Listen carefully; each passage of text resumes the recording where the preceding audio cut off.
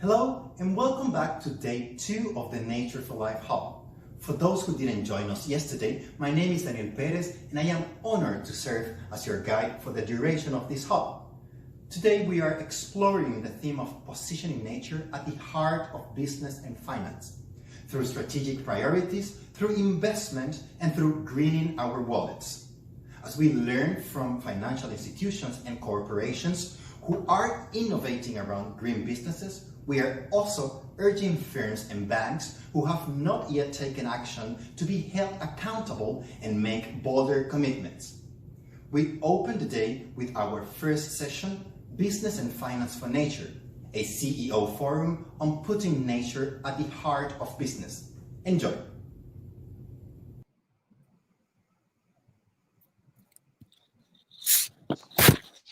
Hello and welcome to our event. I'm Tian Wei, host of World Insight with Tian Wei on China Global Television Network and the young global leader at the World Economic Forum. I'm joining you from China and it's great to be here. And I'm Eva Zadbe, joining you from Geneva. I'm the Executive Director of Business for Nature, and it's our pleasure to moderate this critical session. This session is also the kickoff of the Business and Finance Day as part of the Finance for Nature Virtual Global Series. Good to see you, Eva. That's right. There have been so many fantastic sessions going on during the Nature for Life Hub, and we are pleased to welcome you to day 2. More and more, I've been hearing about the growing business and finance momentum around the nature agenda. It's really encouraging, but many of us are wondering about what companies are actually doing on the ground and why they are not doing even more. And that is what we'll be finding out during this fantastic panel of CEOs we have with us today. Thanks so much, Wei. And in fact, I think it's appropriate to flag just now that, of course, we're all trying to deal with a number of interconnected issues here that are all underpinned by the health of our planet as the foundation. I think it's important to keep in mind that the context of this conversation, such as COVID-19, the systemic inequality that we're facing, or even the FinCEN files, which all raise the importance of clear accountability, but also transparency and governance, as well as emphasizing the need for leadership. And today we're going to focus, however, specifically on business and finance action to reverse nature loss and biodiversity loss. And I have to say, I've never seen so much engagement and interest and leadership from business and finance. And boy, do we need it, because nature is at a tipping point. And we've just seen a whole load of, well, not a whole load, some major reports that have just come out in the past few days and weeks that just show how nature and biodiversity is declining rapidly. WWF's latest Living Planet report, as an example, just earlier this month, found that the population sizes of mammals, birds, fish, reptiles, amphibians have seen an average drop of 68% since 1970, and this loss is simply staggering. Yes, indeed, because there is a pivotal UN Biodiversity Convention coming up next year, hosted by, in fact, my own country, China, where world leaders must agree on what people are doing for quote-unquote, the Paris Agreement for nature. So the pressure is on to act urgently and tackle the interrelated crisis of nature loss, climate change, and inequality altogether. And Eva, do you know how much value nature really generates for free to the economy, to all of us? Wei, I think perhaps I couldn't hear you, through that perfectly, but I think you were just asking me, do I know how much the value of nature generates for free to the economy? Is that what you just asked me? Is it? Well, you mean through all the services that nature provides? I mean, I don't know, millions, billions, how much? Even more than that, way more. Even more than that. Nature provides the equivalent $125 trillion yearly globally. All right. Was that $125 trillion a year equivalent to the global economy? Wow, I think that's nearly as much as global GDP, isn't it? All right, so we all need to recognize that we're really relying on nature, and that safeguarding nature will also help safeguard us and our businesses. Ultimately, healthy societies, resilient economies, and thriving businesses all rely on nature. So because of the slight issue with the sound, Wei, I might just go ahead and get Akanksha on board, if that's all right. So it really is our pleasure to introduce Akanksha, a great friend, Akanksha Khatri, who has been leading the Nature Action Agenda at the World Economic Forum, an excellent leader. And Akanksha, the World Economic Forum's new Nature Economy report series has come out with some really impressive and helpful information. So tell us, how can all of this report series help businesses put nature at the center of their decision making? Thanks, Eva, and thanks everyone for inviting me. I couldn't agree more. It's been a great friendship and collaboration with Business for Nature and other actors in the Nature for Life Hub. When we pulled together this idea of the new Nature Economy report series, our intention and objective was to catalyze a momentum. As such, we designed them not only to generate insights, but also provide a blueprint for action. The first report, which was released in January, talked about the risks that nature loss can have for businesses. And in that, we are telling businesses in 3 very clear points what they can do to actually advance on this agenda. First, recognize that the nature risks are material to business. I think everybody has heard that headline, is that $44 trillion, or almost 2/3 of the global GDP, is highly or moderately dependent on nature. So having recognized the materiality of nature loss risks, what can businesses actually do about it? They can assess how their business operations, both direct and indirect, have the impact and dependency on nature. And secondly, integrate this as part of their enterprise risk management and adopt the ESG principles as priority on company boards. Moving away from risks into the field of opportunities, our second report, which came out in July, really looks at the future of nature and business. And Eva, you said it rightly, a healthy planet is resilient society and a sustainable economy. In this report, we identified 3 socioeconomic systems that collectively employ 2/3 of the global workforce, and therefore making sure that these socioeconomic systems are nature positive is important for addressing the inequality and jobs agenda as well. This report identified 15 critical transitions that can create $10.1 trillion of job opportunities. So no longer can we hear from people that investing in nature is a cost or an expenditure, but is frankly an investment into our sustainability and our jobs and economic resilience. Just as a matter of fact, physical capital over the past 20 years has actually doubled. However, natural capital has gone down by 40%. So through this panel, through this entire engagement of Business and Finance Day, I would encourage participants from the business community to think about what they can do to actually act for nature, in addition to making sure that this is a priority for them.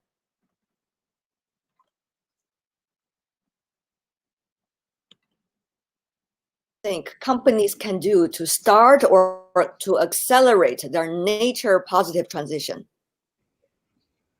I think, as I said first of all, I think people need to be able to identify transitions which are most relevant to them. Over the past few months, supported in great measure to the momentum created by Business for Nature in their high-level CEO event in July, increasingly more and more CEOs are now joining forums and asking that, yes, I care about nature, but tell me what to do about it.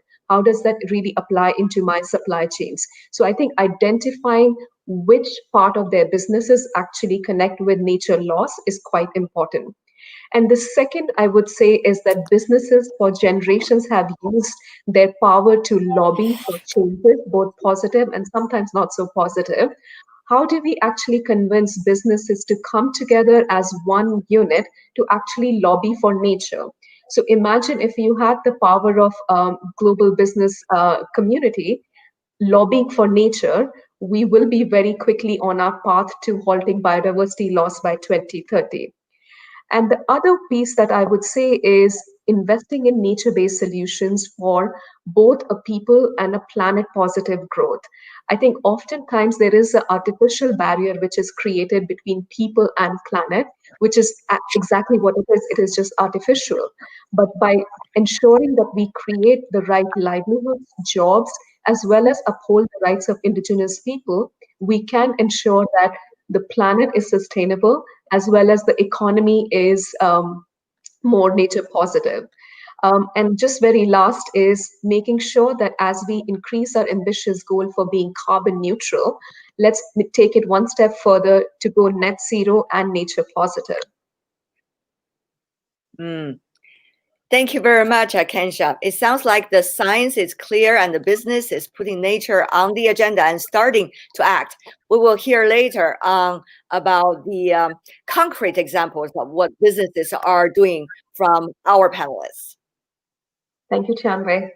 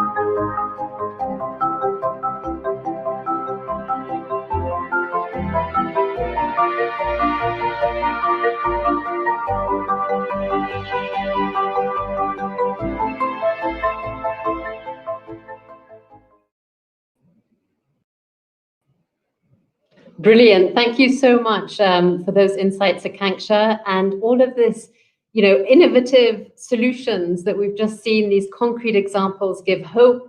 We'll also be hearing exciting news and updates from the finance community, which is acting and committing to take nature into account in their decision making. And we will be launching the Finance for Biodiversity Pledge with them during this session. So we're really happy that we have two finance CEOs on the panel and that both are signatories to this new Finance for Biodiversity Pledge. But if we're really honest, all this voluntary business and finance action and commitments, they're amazing, but they're just not enough. And as Akanksha was saying, we need to urgently accelerate, scale, and speed up this action through increased policy ambition too. So I am so excited to share with you what Business for Nature through the Nature is Everyone's Business call to action across all of our coalition and partners, many companies stepping up to urge governments to adopt policies now to reverse nature loss in this decade. Check out this video.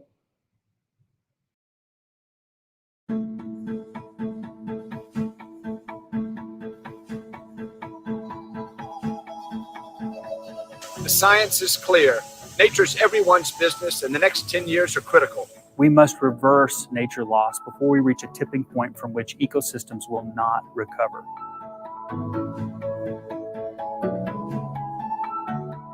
We're proud of applying our science to drive innovation that helps reverse nature loss. How we can work together as a human community to respond fast, better. By recovering waste as a source of energy and a source for raw materials, we are preserving Earth's resources and shaping cleaner cities. Cost of inaction is too high when it comes to nature loss. We believe that we nourish people by nature with very healthy dairy products, but we can only do that if we nourish the planet. We measure the impact on biodiversity at portfolio level and strive for a net positive gain in 2030. We need governments and policymakers to also be transformative and create new laws and frameworks, and of course in collaboration then with businesses that needs to step up with their actions and their commitments. Only by working together with governments, communities and societies will we be able to create a healthy planet for everyone. We need to develop and implement frameworks that integrate the value of nature in decision-making and global market mechanisms. Policies that make the best available technologies mainstream, transparently measure their impacts, and integrate sustainability into the education system. I welcome rules regulation which encourage circular economy and climate and incentivize companies to have a positive impact on biodiversity. We owe it to our stakeholders and to the next generation of stakeholders to protect nature. Our collective future depends on global communities coming together to ensure a greener and more inclusive tomorrow.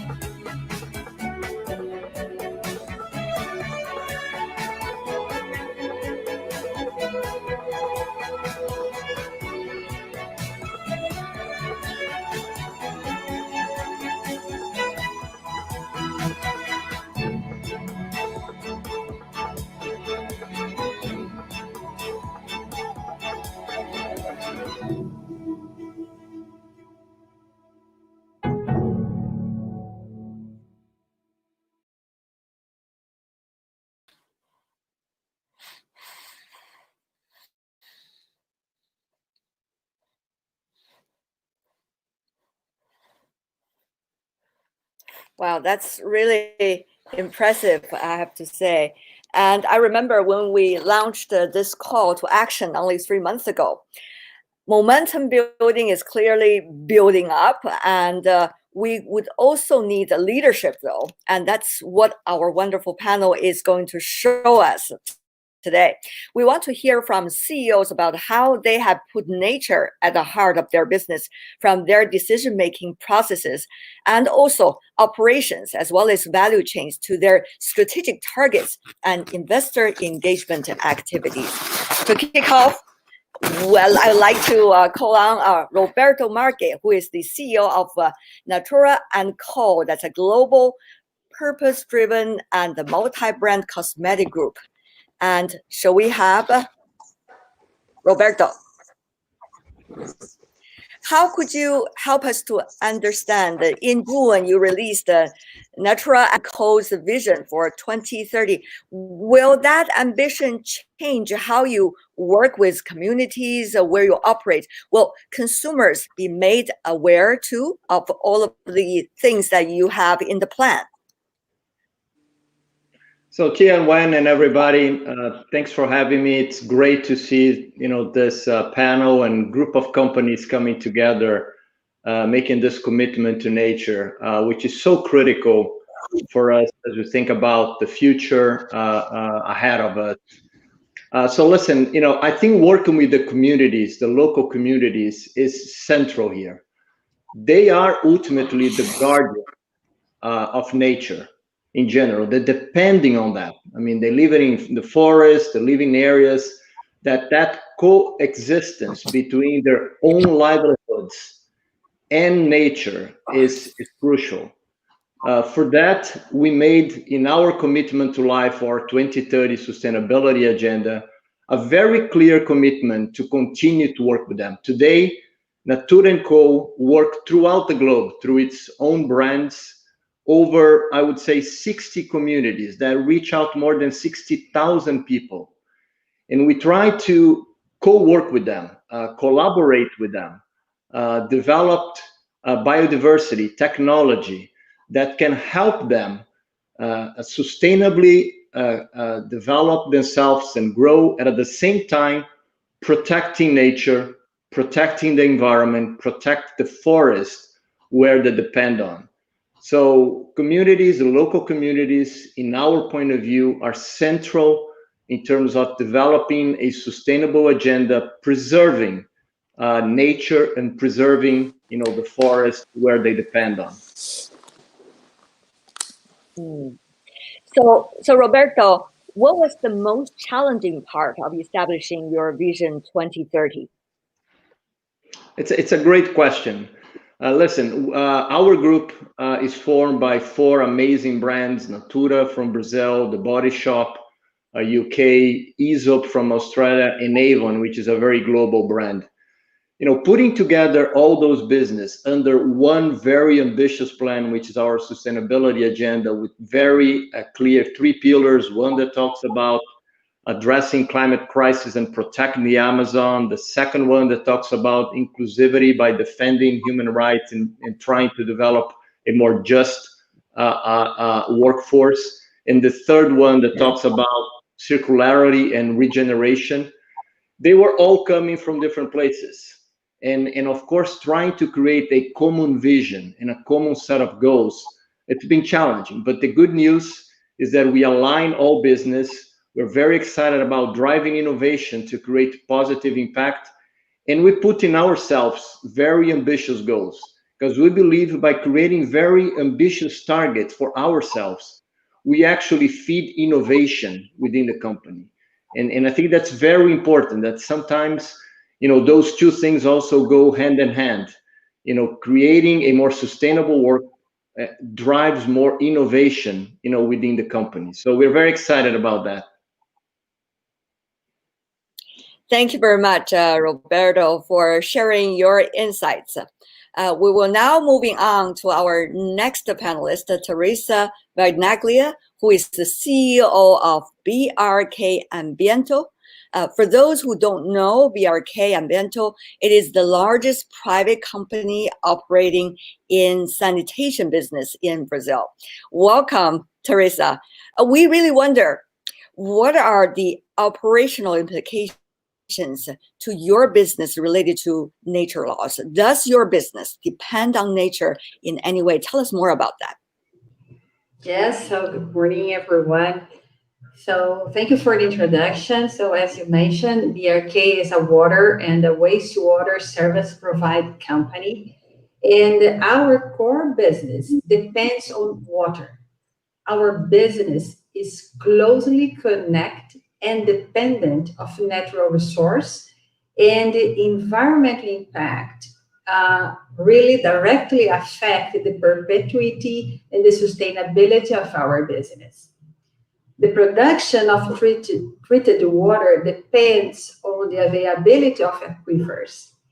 And on an eventual restriction, in case of water scarcity, we can have a very critical consequence for the business in our financial imbalance. And we face a situation, not BRK, but we have a situation in Brazil late in 2014, where one of our states suffered a huge water scarcity. And the company, the water and waste company at that time, they decreased more than 50% their profits. So one way to preserve water scarcity is controlling the losses, water losses. And in Brazil today, we waste 40% of all treated water in our distribution system. And efficiency levels of water losses help to preserve the aquifers. Here at the BRK, we are innovating in new technology, and we have already reduced 9.5 billion liters of water losses, which is equivalent to a consumption of a city with 200,000 inhabitants for 1 year. And at our concession in Limeira, in the interior of São Paulo state, thanks to the water losses prevention program, we have now, today, the same level of water catchment in comparison to 1995, even though the population of that city doubled in size in the same period. So this environmental performance and this type of investment in technology avoids and preserve the water source, avoids the water scarcity, and for sure preserving natural resources and supporting company sustainability in the long term. And another example of how to preserve is the sludge treatment. Sludge is the final result of the wastewater treatment process and is composed by 80% of water. Nowadays, the sludge is disposed on landfills, which is not a sustainable solution.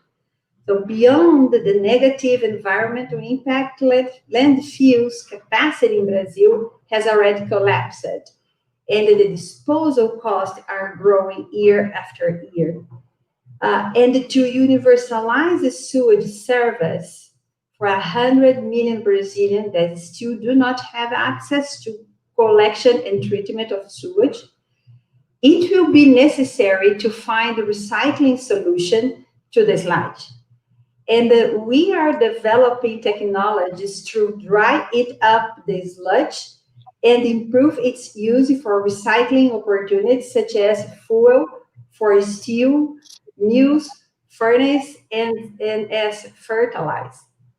And last but not least, the water safety, the water quality that we distribute to the communities is a key also to preserve aquifers. In operational terms, in a river, when the water quality levels are balanced, the treatment costs are lower. That's why it's so important to preserve the rivers and have a sustainable water catchment. So in BRK, we have a planting of seedling program that last year planted 3.6 square meters, protecting an area equivalent to the Central Park. So we are doing as much as possible to preserve the core of our business.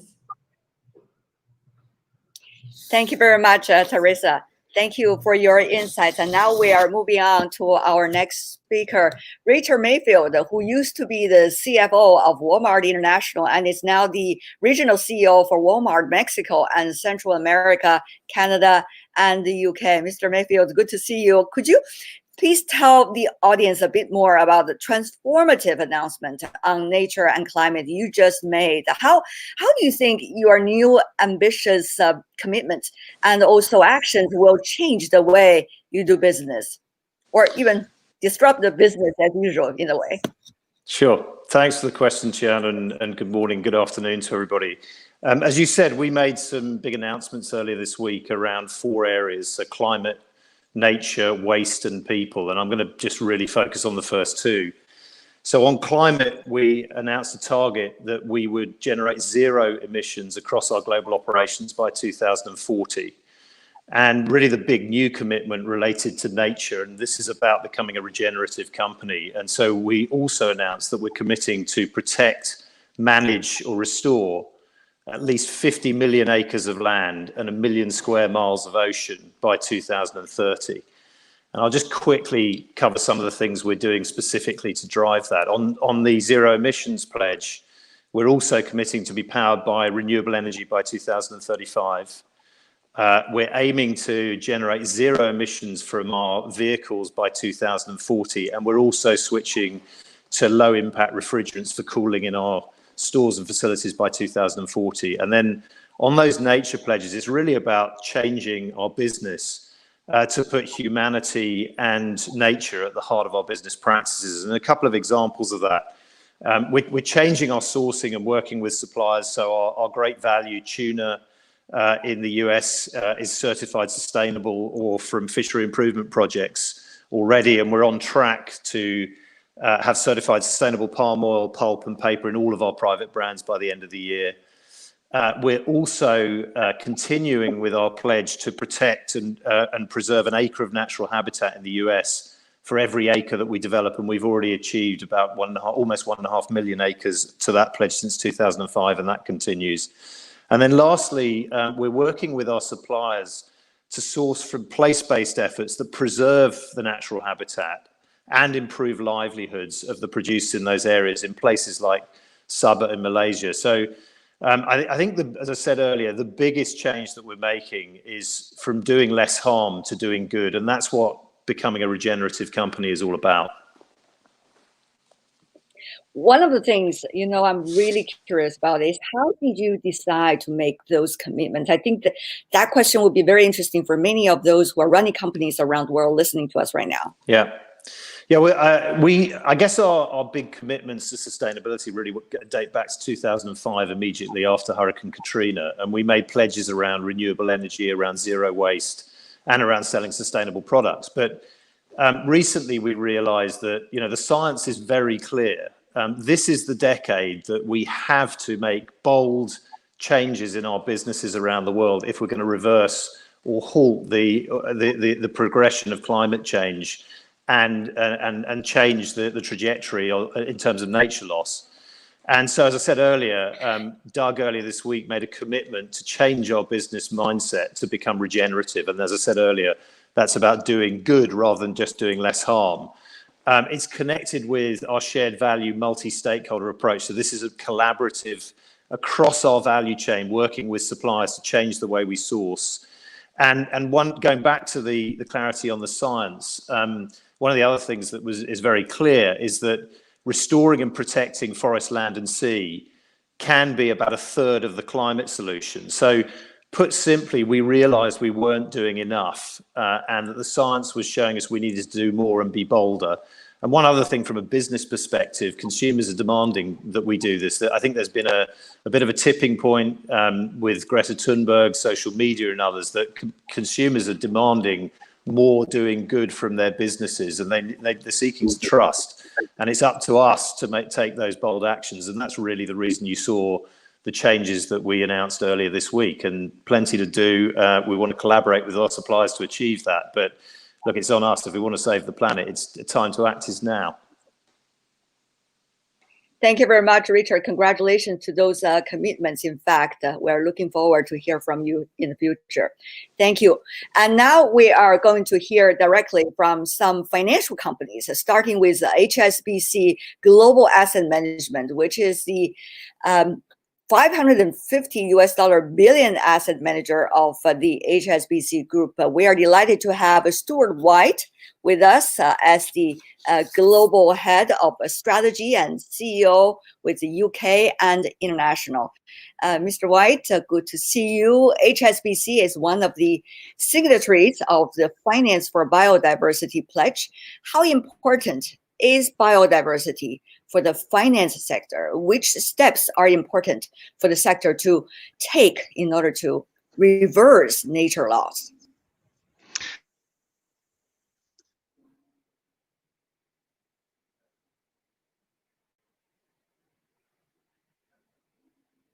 Yeah, thank you. I'm an employee of HSBC Global Asset Management with a focus on emerging markets, Asia, and sustainable investing. That's really how we're building our business. I'm also a trustee director of our pension scheme in the UK, which we have 250,000 members, and it's around 40 billion of assets. So I invest also in with asset managers and underlying investments. And I think with those two lenses, sustainable investing is becoming increasingly important for asset managers in the way they screen underlying investments using environmental, social, and governance screening. And of course, asset owners are increasingly looking at the transition to the low carbon economy and the sustainable futures being a really important area where they should invest their capital. So that all comes down to biodiversity as being a hugely important part of the financial sector. And just to put this into context, there's about $44 trillion of economic value that's generated each year, either moderately or highly dependent on nature, which is almost 50% of global GDP. So, it goes without saying, nature is hugely important to the financial sector, but sadly, it really has not been adopted as a real asset class to date, and we're very, very focused on natural capital as being an important asset class for the future. So, in terms of steps, what can the financial services sector take to sort of, reverse nature loss? Well, I think the Finance for Biodiversity Pledge is a huge step forward. Governments clearly need not only to commit to legally binding targets to protect and restore nature, but they should be enforcing them as well. And we believe that should happen at pace. From our perspective, we're a signatory to the pledge, and our simple belief is that without nature, clearly we can't survive, and without biodiversity, the ecosystem and the services of our economy, can't thrive. So from our perspective, we are really, as I say, very keen to put natural capital on the map. We think it's a critical asset. It can't be overlooked any further from investors, pension schemes or other investors. And we need this focus to ensure that the trillions of dollars required to protect, restore and enhance nature are forthcoming from private sector institutions around the world. But clearly we can't do this on our own. So this is a collaboration across all financial institutions globally. And we really believe this is the right time to do it. You just launched a new venture, HSBC Pollination Climate Asset Management, targeting investments that are, preserving, protecting, and enhancing nature over the long term. So what does that concretely mean, and how do you know it will have the impact that you want? Yeah, so I'm hugely passionate about this joint venture. It was negotiated with our partner Pollination, a specialist advisory business advising governments and sovereign wealth funds on biodiversity, literally over the last 4 months during the lockdown. So it's just been an amazing experience, but at the same time, something that we really do truly believe is going to make a huge difference. So the raison d'etre for the company is to become a leader in natural capital investing. We are, as HSBC, seeding the first fund, and this will be a $1 billion fund investing in natural capital, which is going to launch next year. Along with that, we'll be launching a carbon credit fund, for corporations and investors to invest in, and then the following year a 2 billion natural capital fund. So as the industry opens up, we look to increase the amounts of products and the investments we make in this space.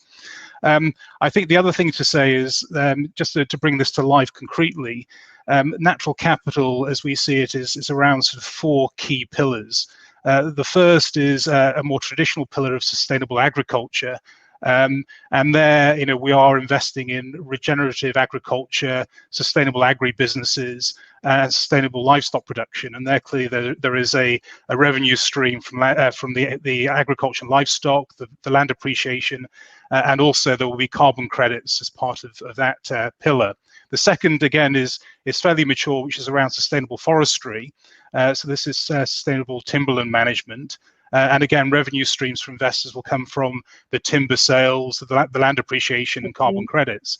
And then we're into some really exciting new frontier areas. So oceans, sustainable fisheries, blue economy projects, and biodiversity and wildlife projects. And just to give you one concrete example, mangrove plantations to protect against rising sea levels, and also to enable a better fishery experiences of sea, not just our investors, but the whole industry to embrace this new asset class. Impressive. Thank you very much, Stuart. Thank you, Stuart White. And last but not least is Eric Cornett, who is the CEO of ASM Bank. Mr. Cornett, I understand that sustainability issues are one of your daily focus areas, along with climate, biodiversity, and human rights. And also, ASM Bank is closely involved with the finance for biodiversity pledge. So please tell us about ASM Bank's long-term ambition in this regard and the work you have been done in this field, please. Thank you. Well, let me first say that it's a great pleasure to contribute to this panel, especially as Mr. White and me are here on behalf of the 26 NGs of the Finance for Biodiversity Pledge. And of course, we are excited to launch this great initiative at the end of this session by showing the pledge video with statements from 8 CEOs. But back to your question on our ambition. In 2015, ASM Bank was the first bank globally to set the ambitious goal of creating an overall net positive effect on biodiversity through its investments by 2030. And at that time, there was no available data, no methodology we could follow as a financial institution to help us achieve this ambitious goal. So we thought and started developing our own methodology. We enlisted an external agency to help us measure the positive and negative impacts of all our investments on biodiversity. And of course, we wanted to share this knowledge and our findings. And that is why we are active in the EU finance and biodiversity community since 2016.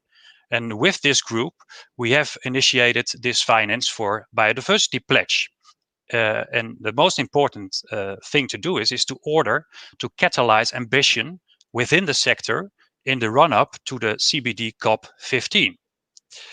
Well, next to this European community, as ASN Bank, we have set up a platform for financials in 2019. And it's called the Partnership for Biodiversity Accounting Financials, PBAF. And our shared goal is and was an ambitious one, in my opinion. We are looking to develop a set of harmonized principles for biodiversity impact assessment. And today, and I must say I'm a little bit excited about it, we are publishing our first report, presenting a framework for measuring biodiversity impact, and you can see it on pbafglobal.com. And of course, also on this subject, with regard to PBAF, we invite other financials to join our initiative, next to also signing up for the Finance for Biodiversity Pledge, of course, in order to help us reserve nature loss, which is very important. So how important is it to have a harmonized approach for biodiversity accounting, Ari? Very interesting question. I think it's very important because we see and experience that a certain amount of harmonization to help with the adoption and standardization in the sector is important, as I said. And we have an example. We have seen this before with another platform we initiated, the platform Carbon Accounting Financials. And since 2015, the members of PCAF, it's called PCAF, have been actively collaborating to develop and implement carbon accounting in their organizations. And back then, we started with a small group of Dutch banks, approximately 10 banks, among ASEAN Bank, of course. And now it counts almost 80 financial institutions worldwide. So, in my opinion, this is a good example. Organizations like to adopt a generally accepted or used standard. Thank you very much, Mr. Cornett. Thank you, Ari. Well, I was listening to our speakers, and certainly they have inspiring stories to tell, and they also have a wonderful case studies to share. Eva, I think that was very inspiring to hear about such a range of activities across different sectors. So what did you think of these CEOs? Eva. You're putting me on the spot there, Wayne. Yes. Well, a year ago, I certainly would not have imagined so many CEOs speaking about these issues so naturally and passionately. And that is really great, because what we also heard just now is that it's not so much about only doing less harm, but also about giving back to nature more than you take out. So being really nature positive. We heard about the replenishing water resources, regenerative agriculture. And all of these are not only because we're addressing risks, they're also clearly operational opportunities, reputational and financial. The reality is the scale of the change that we need at a systems level is so huge that we're going to need to overcome a number of key barriers to really scale and speed up action. And so central to all of this are the business benefits of taking action at a bigger scale really clear? You know, do the benefits of embedding the value of nature in your business and investment decisions outweigh the risks and therefore future costs? And if it was that obvious, which it sounds like, then it seems that everyone should just be doing it right now. So going back to you now, we're going to pick up on the panel again, because we're going to think now about these barriers and how we can overcome them. So going back to you, Roberto, good to see you again after the 15th of June event, where we launched so much of this. So Roberto, what is the biggest barrier that is preventing your company or even your sector and other businesses, do you think, to really scale and speed up actions to reverse nature loss? So Eva, good seeing you, and it's so exciting to see all those companies coming together, and to your point, showing the passion and the commitment and the expertise in a lot of those topics. So I'm also excited about the future. And I think one of the barriers is exactly how can we bring more companies in a collaborative way. I think there is no question that a lot of those targets that we are setting for ourselves are very daunting, very challenging. So the way that we're going to be able to really deliver is through a lot of collaboration, is taking a multilateral approach. Where we bring academia, scientific community, NGOs, civil society, governments working together to actually solve some of those challenges. So I think it is important that we aim very high, because I would say that there is no plan B, right? The plan A is we needed to revert this trend, because we cannot run a business in a dead planet. So there is no plan B. There's only a plan A, and to get to this plan A, which is regeneration, it's restoring, it's resetting. The challenges are very significant, and therefore we needed to bring more stakeholders. We needed to create a coalition of science and technology and innovation. and how we measure things. So I'm very happy to hear Ari talking about creating some standards for biodiversity, because we needed to create some common denominator in how we see things, how we measure things, in order to make sure that we can track the progress, that we can hold ourselves accountable. It is also very important that we hold ourselves, business leaders, company, accountable for delivering on those targets. It's not sufficient anymore just to deliver the bottom line or to gain market share. We needed to create almost like this notion of a carbon standard. It's not US dollar anymore. It's not gold anymore. It's carbon. That should be a kind of a standard now, how we're making progress, how we're creating this common denominator across all industry and across this amazing opportunity that we have to revert the trend and create a more sustainable world. Thanks so much. A lot of that resonates with so many conversations around, what's the global goal for nature? How can we strive to reverse nature loss by 2030, be nature positive, the 1.5 degree equivalent, et cetera, et cetera. And we're really delighted that this week, the Science Based Target Network released interim guidance for companies. And I'd encourage all of you out there to test them and provide feedback. Thanks so much, Roberto. I mean, talking about accountability, the need to collaborate, and these metrics, and Natura & Co has done an amazing job. One of the companies that has been trying to, carry out these environmental profit and loss, social profit and loss accounts, trying to get that full understanding of the impact. So thanks, thank you so much. We'll then, it's pretty complex, but we need to overcome this. So turning then to Risa again, how about for you, what is, in your mind, the biggest barrier preventing either your company or the sector you're in to really scale and speed up actions right now?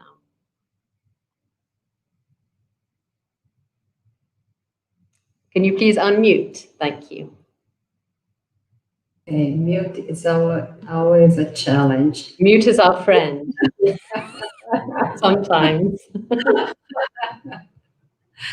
So I see that we have a huge opportunity ahead of us, and specifically when we back to Brazil and the challenge that we have in here, where we see the government with passing a new law that can revert the scenario we have here in the water and the wastewater that directly affect the environment, our rivers, the health of population, the education.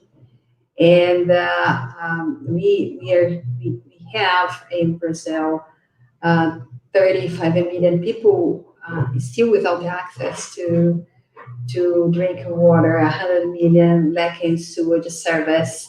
It's a daily environmental disaster, dumping raw sewage to our rivers on a daily basis. And this new law that was passed in June this year will really give to us, to Brazil, an expectation to expand investments in the sector and really have a huge impact on aquifer and also our rivers and the environment as a whole.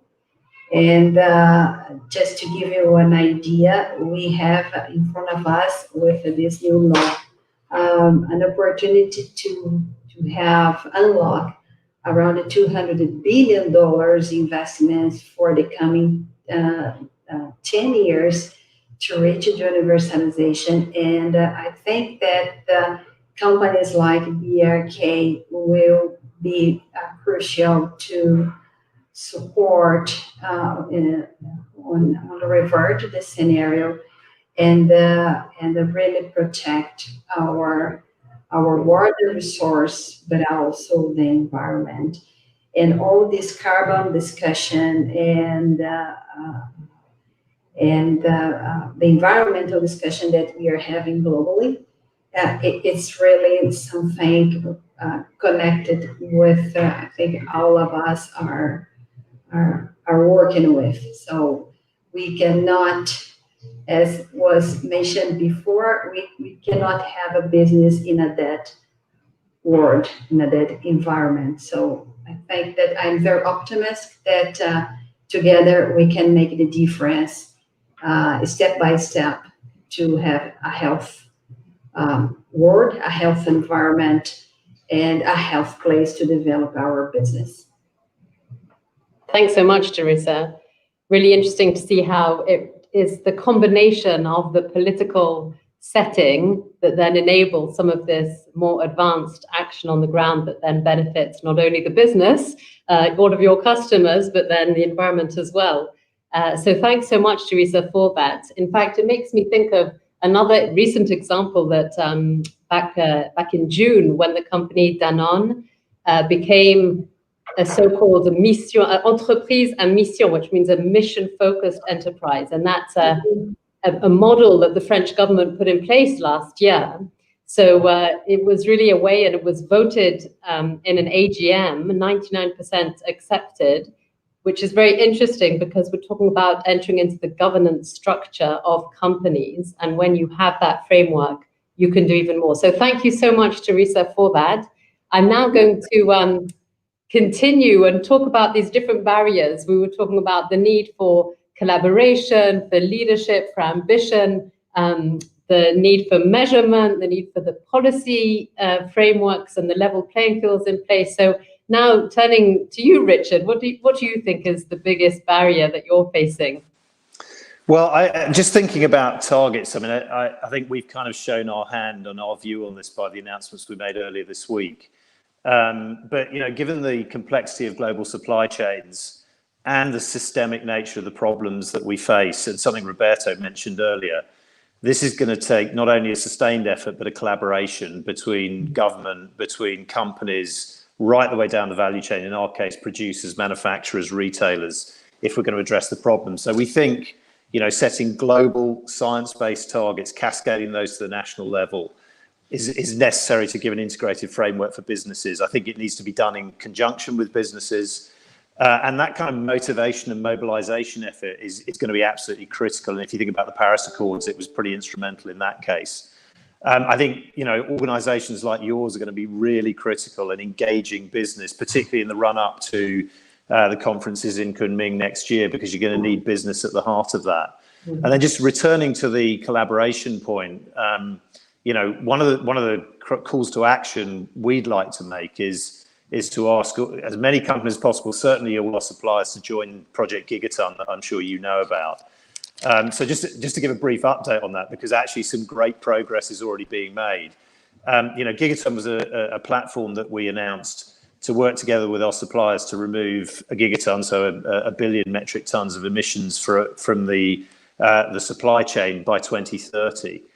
And in 3 years, we've got 2,300 of our suppliers across 50 countries collaborating in that initiative. And it's already removed 230 million metric tons of emissions from the value chain. And just to put that in context, that's a year's worth of emissions from 200 million passenger vehicles. So I'd say a huge thank you to our suppliers for all the work they're doing. But it's a great example of the power of scaling and sharing innovation and best practices. And so just on that, one example of what we're doing on nature, we're using the platform to link suppliers who are sourcing commodities from regions that are suffering from deforestation, to help them to collaborate, to create and support place-based partnerships that I mentioned earlier. And so the more people we can get to join Gigaton and particularly the agriculture and forestry pillars, I think the more we'll be able to accelerate and scale up this sort of regenerative approach that we've been talking about. Brilliant, thanks so much. And Richard, I think I heard that during COVID and, you know, with all of the disruptions and the shocks to the food system, it really, Project Gigaton, with those established relationships with the suppliers that you've been, you know, investing in those relationships through the supply chain, it really helped with the resilience somehow. Is that also fair to share? Yeah, I mean, look, I think a lot's been talked about from supply chain in COVID, and, you know, people focused on efficiency rather than resilience, and that's caused a lot of companies to make a big change. But yeah, there's no doubt that, you know, we talk about this shared value multi-stakeholder approach and focusing much more on, I think, two of the biggest issues, which are both inclusion, opportunity, and inclusive opportunity, and then sustainability. And that's just leading us to work more closely on an everyday basis on all these aspects of our business with our suppliers. And inevitably, that makes you more able to react to shocks and surprises. Yeah. I mean, it's kind of mind-boggling when we think about the numbers of people in these supply chains and, how complex they are. But we cannot, be paralyzed by the complexity, I suppose. Thanks so much, Richard. Really interesting to see also, that this transition, I guess, from focusing so much on efficiencies of our systems to then much more awareness around the resilience of our systems, which means we need to understand the interconnected nature of all of the systems that we all depend on. Yes. Thanks so much. Thank you, Richard. Great, and then over now to Stuart. So thanks, Stuart. We're gathering all of these lists of all these things that need to be overcome, but a typical CEO approach is to think about what we can do about it and getting on to the solutions. But first of all, would you kindly then share some of the biggest barriers that you think we need to overcome to really scale and speed up? Yeah, thanks, Eva. It's great again to hear from Roberto and Ari talk about measurement, which is critical from an investor perspective, and I'll come back to that. But I think one of the biggest barriers that we see is around mindset. And we've got to recognize that nature is a critical asset in the same way that we've evolved our thinking around moving from human resources to human capital. And human capital is clearly an asset that's got to be nurtured rather than a cost. So having the same sort of mindset around nature, I think is important, because for far too long we've treated nature as quite frankly, a free resource. It's been exploited, and we're now at that tipping point. And it will not keep up with the demands and can no longer replenish the goods and the services that we're taking out as a population. So a rethink's urgently needed, and we need to reconsider the role of finance and accounting in measuring and managing the value of nature as an asset. So once we start to consider nature in this context, then of course the usual asset management modus operandi sort of kicks in terms of diversification, risk management, protection, etc. So that's the first thing. And I think that the second thing is just going back to, as investors, we need to make it very clear that nature and biodiversity are critical issues to us. And just to give you a flavour of what we've been doing, we've been members actually both as HSBC Global Asset Management, but also as HSBC Pension Scheme in the Cambridge University's Investment Leaders Group. So this is asset owners and asset managers coming together, and they have an Institute for Sustainability Leadership. And it's all been about getting a better understanding of the financial risks of biodiversity loss and land use change. And we've got to now bring some of this discussion into the mainstream finance industry and work with the companies we invest in to get a much better understanding of how their businesses, and we've heard some today, how reliant they are on nature and biodiversity, both within their sort of core operations, but also within their supply chains and how they're being managed. And some really exciting developments have come forward around measurement, which is critical, as I say, to the investment industry. There's been the formation of the Task Force for Nature-Related Financial Disclosure, which is a hugely welcome development, and that follows on the footsteps, as we all know, the Task Force on Climate-Related Financial Disclosures that Mark Carney led, and in fact the chairman of our pension scheme was part of the working group. And also more recently there's been the Climate Action 100 Plus initiative, and we're actually in the process of working with peers in the asset management industry at the moment to form a Nature 100 Plus initiative as well, to form a real collaboration around biodiversity and natural capital investing. So the whole point here is to encourage greater transparency on reporting of the material financial risks related to nature and biodiversity. Thanks so much, Stuart. I just have to admit that listening to you, listening to the others, you really are all speaking so naturally about a topic. And I just want us to reflect that literally, 2 or 3 years ago, it was a tricky topic where there was a steep learning curve for most businesses, and the momentum now is exponential, it feels. The fact that, people on the line and people on this call know about the task force on nature-related financial disclosures is so exciting and important. The fact that we're now saying, how do we open up this black box of data, and how can we make sure that the environmental natural capital data is as strong and robust and that you can assure it, and et cetera, et cetera. So thank you so much. Do you have anything to add? It looked like you might want to jump into just there. No, I just think, to overcome the barriers in front of us, clearly it's around more collaboration, as you say, it's around research and education of the companies we invest in as asset managers, education in terms of the asset owners who invest in the asset managers into the companies. Yes. And I just think this type of initiative and this type of forum is creating that momentum, which is fantastic.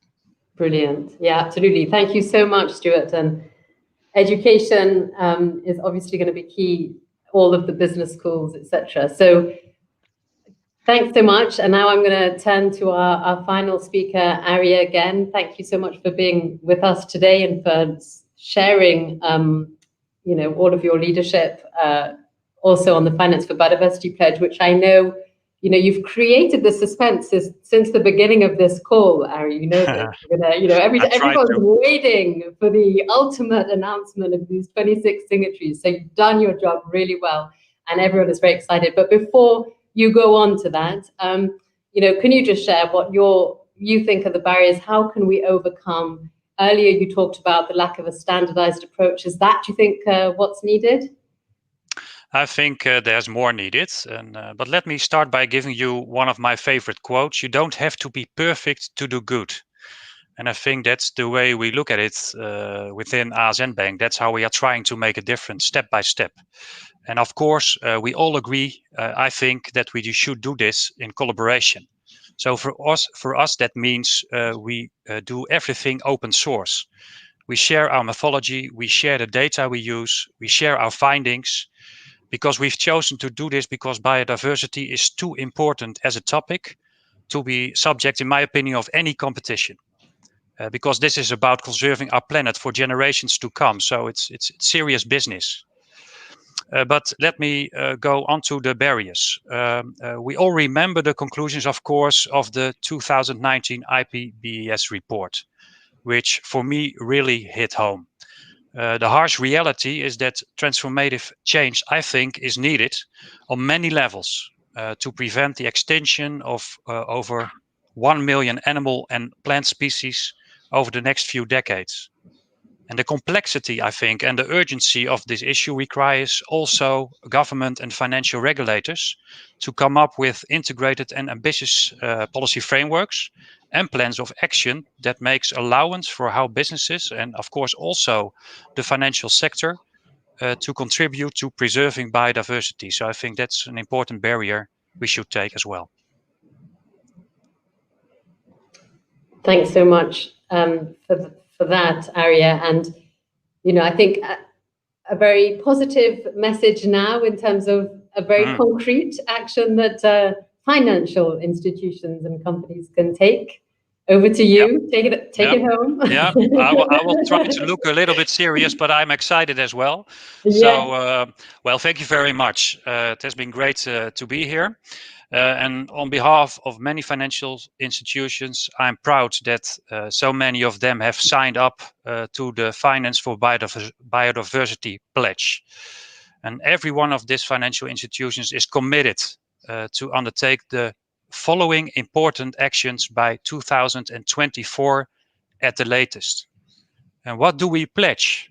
We pledge to collaborate and share knowledge I was talking about, engage with companies, assess our impact on biodiversity, set biodiversity targets, and issue a public report.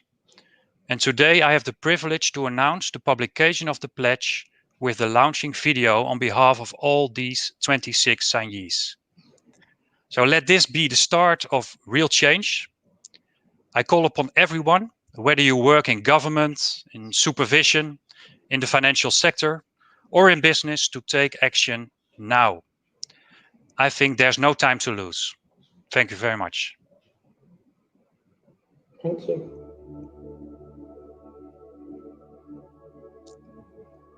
Biodiversity is connected to everything that sustains us and is invaluable for future generations. Permanent loss of biodiversity represents one of the biggest systemic risks for all life on the planet. We are totally convinced that biodiversity is an absolute necessity if we want to continue to develop our civilization. Financial returns do not matter if there's no future with a good quality of life of our clients to enjoy. Without nature, we cannot and will not survive. Without immediate action by the Earth's stakeholders to deter climate change and protect biodiversity, ecosystems will fail, resources will diminish, and animals as well as humans will perish.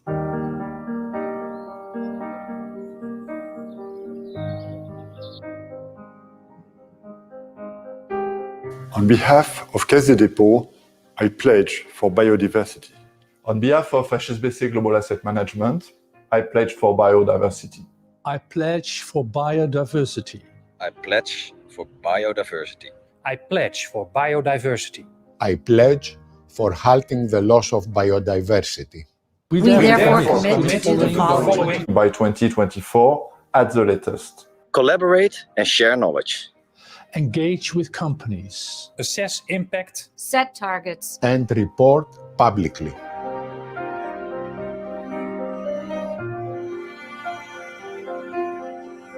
The financial sector has great power to steer towards sound biodiversity investments. Financial institutions, through their roles as investors or lenders, can influence the policies and procedures of companies, alter their behavior and impacts. Therefore, I ask each financial institution, small or big, to sign the pledge. I would like to call on other financial institutions to sign the pledge. All institutions together have to unite to push in that direction. Without that, we will not succeed. Together, we can have a far bigger impact than as individual institutions alone. We cannot do this alone. So we need financial institutions globally to join us in our ambition to resolve this global crisis.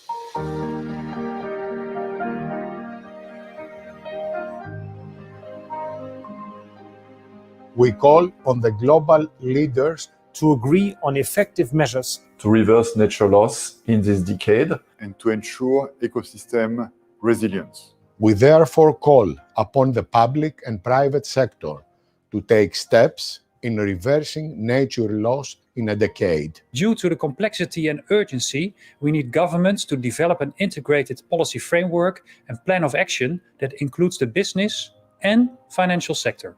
We need common frameworks and international science-based biodiversity targets. We also need an agreement that supports the action of investors and insurers towards biodiversity protection. And we need policymakers to catalyze all these efforts. We call on governments to join us in this challenge. To not only commit to legally binding targets to protect and restore nature, but to enforce them with vigor and at pace. Governments worldwide need to work together to subsidize net positive restoration of biodiversity. The time is now.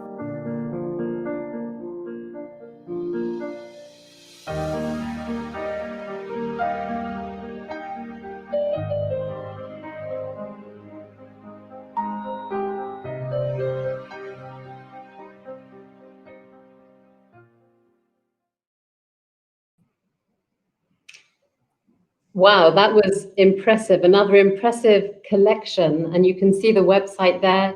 Go on it, sign up. And just so you know, this is a financial commitment, a commitment from financial companies that will be part of the aggregated Business for Nature commitment platform too. So we're really excited to bring those pieces together.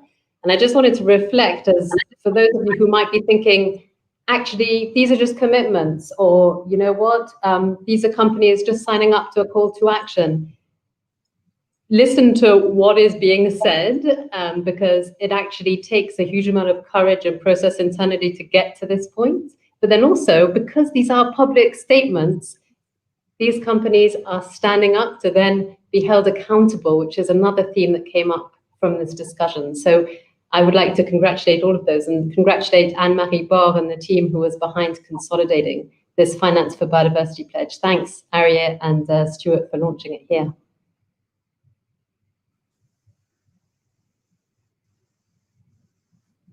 Over to you, Wei. Yes, and there we have it.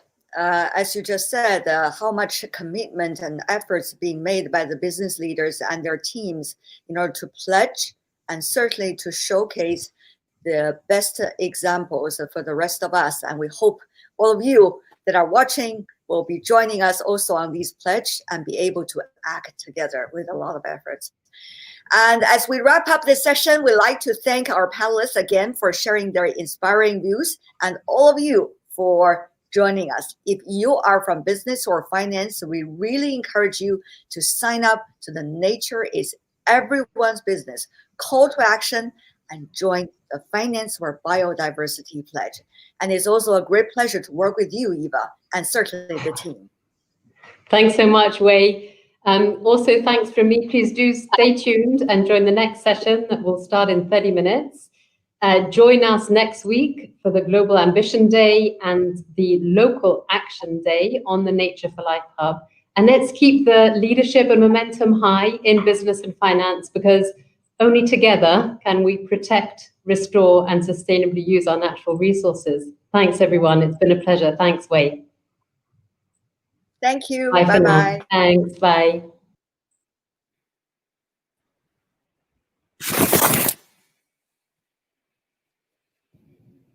What a great session on leaders and innovators. We are so honored to be able to hear directly from you all. As we take a short break, we encourage you to join the conversation on social media and tell us your thoughts on this topic. Use the hashtag #NatureForLife to join in. To stay with us, visit us at natureforlifehub.org or at the official UNDP Twitter account @UNDPLife. And as before, we will see you back in a few minutes.